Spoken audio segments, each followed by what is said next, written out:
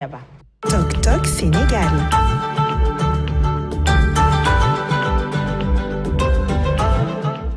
Alors, Sophia, ginnaaw bi ñu atteindre suñu objectif daal di nekk champion d'Afrique de la CAN 2021 joueurs yi daal dañu dellu ci seen ay club mu bëri ay réaction lool ci ku nekk nuñ la teeroo. Exactement, ay réaction yu bëri lañ gis ci toile bi, que ce soit par rapport à l'accueil d'Abdou Diallo et de Idrissa Gana Gueye au PSG, ou alors l'accueil de Sadio Mané à Liverpool. Ci loolu l'internet yi gën a wax sax, on a champion d'Afrique Lamine Diop qui dit donc Mané est le seul qui n'a eu aucun accueil alors qu'il a été le meilleur joueur de la CAN. Liverpool, qui es-tu? Ensuite, Penda KB3 qui dit ils ne l'ont pas accueilli, mais cela n'empêchera pas notre numéro 10 de montrer sa force de lion en haut de son côté.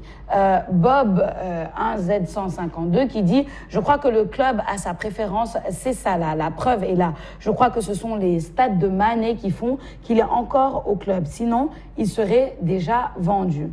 Le Charou Demba Seydi qui dit les clubs ne sont en aucun cas obligés de réserver un quelconque accueil à Sadio Mané ou un autre. Ok, les autres ont plutôt été bien accueillis et félicités. Sadio est au-dessus de tout cela. Ce qui l'importe, c'est son peuple, le Sénégal. Vous n'étiez surtout pas sur place pour en témoigner. Boss qui dit mais on n'essaie pas de savoir si ça plaît à Sadio ou non d'être accueilli ainsi. On constate juste que Liverpool n'a pas de respect envers lui, pas assez en tout cas, ce qui est normal, ce qui n'est pas normal. On sait bien que Sadio est au-dessus de ça, mais c'est pas normal de le traiter ainsi. Vadel qui dit peut-être aussi que c'est Sadio qui l'a pas voulu pour ne pas trop faire mal à Salah. On sait tous qu'il a un très bon cœur. Mamadoulo Momnen, s'il vous plaît, Liverpool fait partie des clubs qui ont fait Sadio Mané et lui a permis de remporter beaucoup de trophées. Le style du club et du coach lui convient parfaitement. Pourquoi il ne demande pas à le quitter? Le club, en tout cas, ne retient personne. Morito qui dit c'est pour ne pas vexer Salah. À Liverpool, il y a un vainqueur et un vaincu. Donc, on va saluer Mané modérément à cause de Salah. Réfléchissez. Et on a la photo du groupe Let's Go Sortir au Sénégal qui montre voilà comment Paris Saint-Germain a accueilli nos Gaindé, Idrissa Gana Gueye et Abdou Diallo.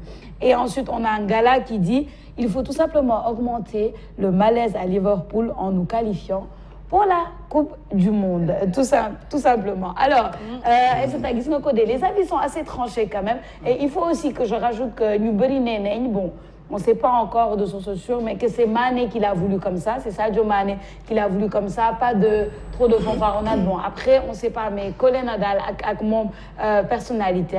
Mais moi, j'avoue que je suis un peu mitigée par rapport à ça, parce que c'est vrai que ça m'a rendu un peu triste de voir ni Abdou Diallo et Idrissa Gana Gueye comment on les a accueillis avec vidéo Edouard Mendy waxoon nañ ko semaine passée fallait comment ses coéquipiers l'ont accueilli et tout et puis ñu gis ni Sadio bon ça n'a pas été la même chose mais après je peux aussi comprendre ci même club bi nga am non c'est vrai parce que ci même club bi nga am gagnant bi ak perdant bi est-ce que si tu fais pas tout match pour le gagnant est-ce que loolu du créer benn malaise bi nga xamante ni bon c'est peut-être déjà là dafa xaw a doy waar daal je sais pas. Fair play non. Normalement pas. Ouais, si le perdant est fair play, je pense que non en fait c'est des coéquipiers en club avant tout bi ñu demee fële ñoom ñaar ñu doon jongante on n'aurait pas demandé peut-être une grande fête comme ni ko waa PSG defalee Gana ak Diallo mais quand même une petite aide d'honneur quoi bu Sadio Mané di ñëw mais Sadio est revenu comme si dara xewul et d'honneur bu ndaw rek ñu tàcc ko ñu xam ne ça au moins ils l'ont félicité même Salah aurait gagné à féliciter Sadio Mané je trouve en fait c'est ça l'aurait grandi voilà ça l'aurait grandi c'est plus fait ou une petite vidéo benn interview bu ndaw comme ni ñu defee waa Marseille ni ñu defal Bamba Dieng ak l'autre là j'ai oublié son nom en fait loolu du dara man je suis très frustrée aussi franchement. Tu en as parlé j'aurais jamais pensé que dinaa mere ni Liverpool et franchement mere naa leen quand même franchement c'est vrai c'est voilà doonu woon nekk dara en réalité benn aide d'honneur bu ndaw ñu tàcc ko Edouard Mendy il n'y a pas eu de fête grandiose ay coéquipiers ñoo taxaw tàcc ko félicité ko après on est passé ça aurait pu être le cas pour Sadio en fait ñoom ñëpp ñu taxaw tàcc ko félicité ko mais benn joueur la ñu gis bi mu yegsee ci vidéo bi benn joueur rek moo ko lonku ni ne ko félicitations et sérieusement est-ce que si l'Égypte avait gagné cette CAN-là, ça se serait passé de la même manière? Je me pose des questions. Et c'est ça la question en fait, parce que man c'est vrai, comme je dis, j'essaie de comprendre juste ça. Je me dis que bon, peut-être que des Khaoudoua et tout. Après bon, la question ci toile bi mooy bu fekkente ni Salah moo gagné woon, est-ce que ñoom dinañ am retenu bi nga xamante ni am nañ ko par rapport à Sadio Mané? Oui, c'est la grande question. Mais dañuy fàtte ni Salah ba mu gagné Ballon d'Or, c'était ici au Sénégal. Il a été chanté par Youssou Ndour devant Sadio Mané. ñu ñëw fi ñu sargal ko ba Salah di fecc. Je pense que nous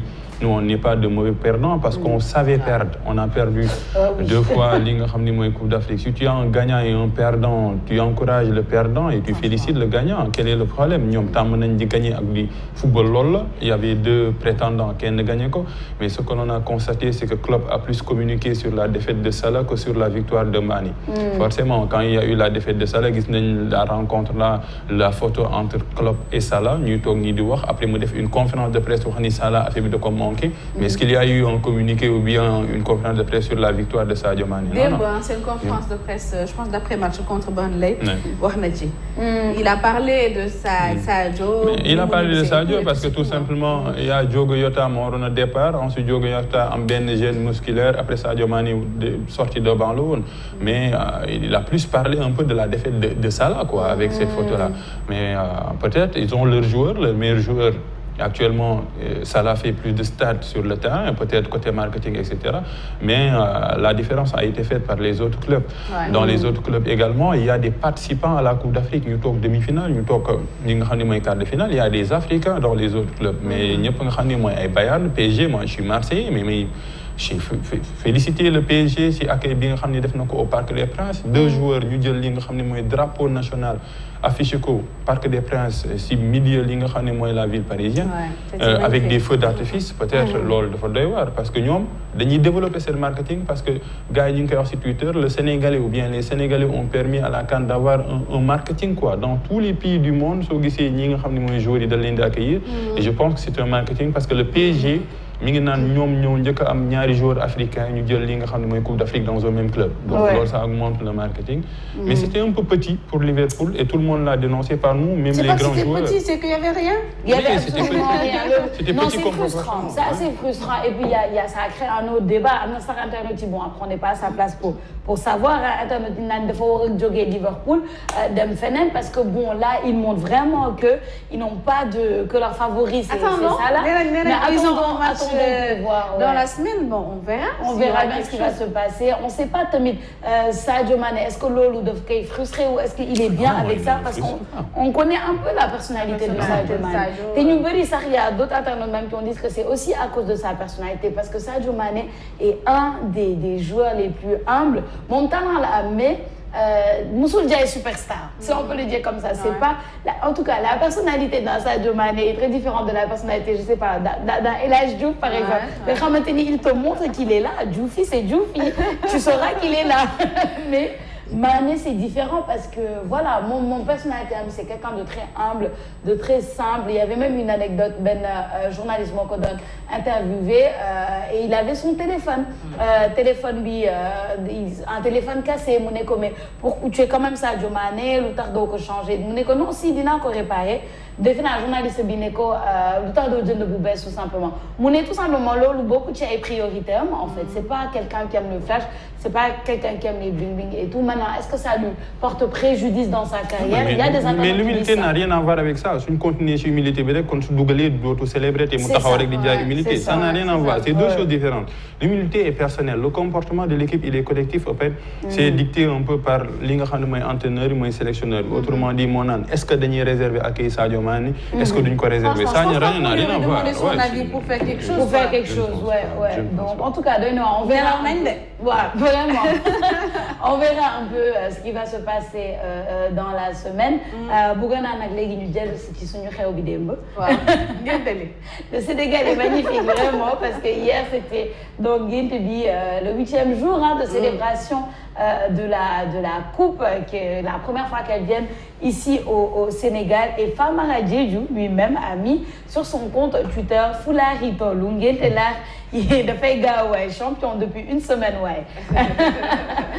Fatou Diouf qui lui répond l'arbitre dina ñëw mais ñi tardé woon xew bi la ñuy njëkk a servir avant les tenants du titre Elimane Junior Mboup nee na nëtëri baa ngi nii avec la photo à la nëtëri ou nëtëri nëtëri waaw nëtëri et on a aussi un autre tweet qui dit joyeux anniversaire en tout cas joyeux anniversaire suñu taaw bi sa Papa Kane 2002 le njëkk gis et puis voilà on voit un peu cette célébration on va pas tout lire ensuite on a GMD qui dit est-ce qu'on est d'accord que cette coupe n'a jamais vécu ce qu'elle a vécu sur cette semaine et elle n'a jamais été autant médiatisée que cette année 2022 bravo le Sénégal bëggoon naa tamit ñu xool un peu une petite vidéo de l'arrivée des bajjen comme on dit waaw bu fekkee te Nimass mun na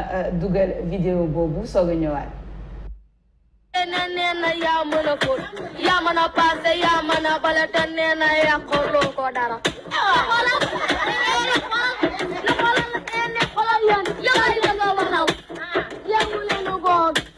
bàjjen bi gala seen xol yi xanaa neex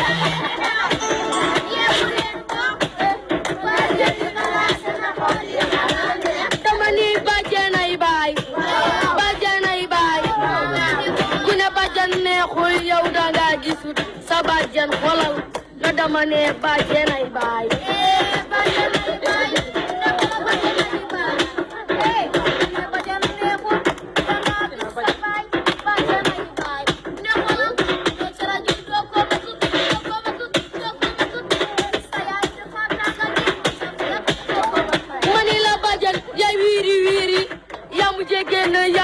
siiw yaay wiiri ne xoolal yaay docteur ci biir famille na ñii nga pikiri ñii nga joxe doom ñii nga antare yaay docteur ci biir famille vidéo publiée par Papa Alioune Sarr il faut le dire vidéo publiée par Papa Alioune Sarr beneen la team immature ça grandit n'est-ce pas tu as vu et parlant de la team immature mon préféré c'est Aïssata Ndiaye elle-même qui a bien célébré et tu pensais que dama lay louper elle a bien célébré sur Facebook xool leen post bi ak mu defoon ci xew mi mu ngi noonu nag Aïssata va falloir que tu nous expliques un peu ton post mu ngi noonu le temps que Mass jël ko Mass yónnee naa la ko.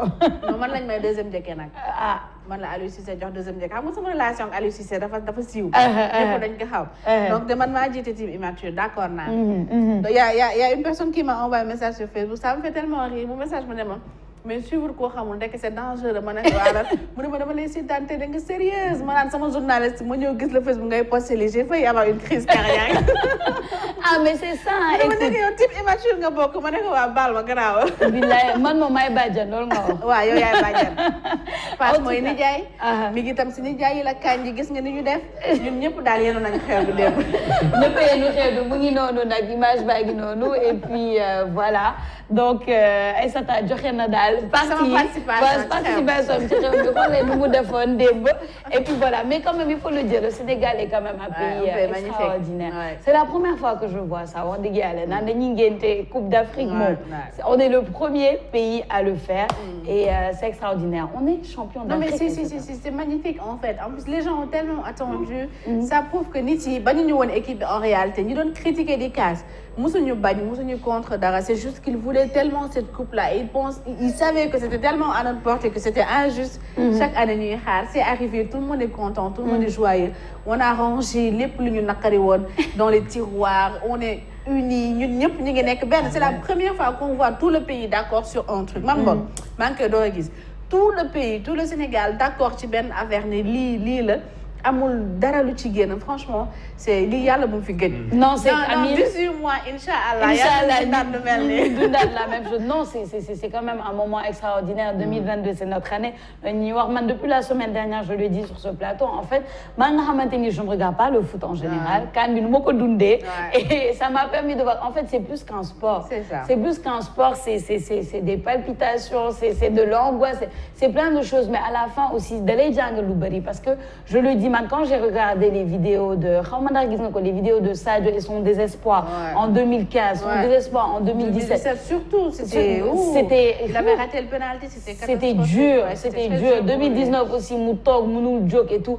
Mais la vidéo de Aliou Cissé 2002, quand il a raté le penalty contre le Cameroun là-bas et qu'après il a dit cette coupe-là, je vais la ramener, que ce soit en tant que joueur ou en tant que coach.